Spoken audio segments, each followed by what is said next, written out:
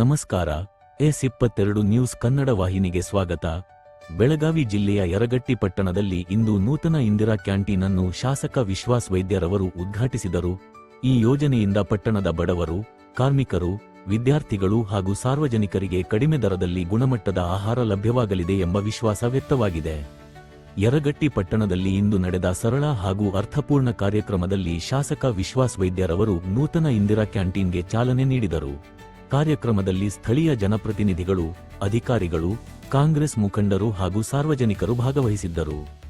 ಉದ್ಘಾಟನೆಯ ಬಳಿಕ ಶಾಸಕ ವಿಶ್ವಾಸ್ ವೈದ್ಯ ಅವರು ಕ್ಯಾಂಟೀನ್ನ ವಿವಿಧ ವ್ಯವಸ್ಥೆಗಳನ್ನು ಪರಿಶೀಲಿಸಿ ಸಾರ್ವಜನಿಕರಿಗೆ ಗುಣಮಟ್ಟದ ಹಾಗೂ ಸ್ವಚ್ಛ ಆಹಾರವನ್ನು ನಿರಂತರವಾಗಿ ಒದಗಿಸುವಂತೆ ಸಂಬಂಧಿಸಿದ ಅಧಿಕಾರಿಗಳಿಗೆ ಸೂಚನೆ ನೀಡಿದರು. ಇಂದಿರಾ ಕ್ಯಾಂಟೀನ್ ಆರಂಭಗೊಂಡಿರುವುದರಿಂದ ದಿನಗೂಲಿ ಕಾರ್ಮಿಕರು, ವಿದ್ಯಾರ್ಥಿಗಳು, ಹಿರಿಯ ನಾಗರಿಕರು ಹಾಗೂ ಆರ್ಥಿಕವಾಗಿ ದುರ್ಬಲ ವರ್ಗದ ಜನರಿಗೆ ಕಡಿಮೆ ದರದಲ್ಲಿ ಪೌಷ್ಟಿಕ ಆಹಾರ ದೊರೆಯಲಿದೆ ಎಂದು ಸಾರ್ವಜನಿಕರು ಸಂತಸ ವ್ಯಕ್ತಪಡಿಸಿದರು.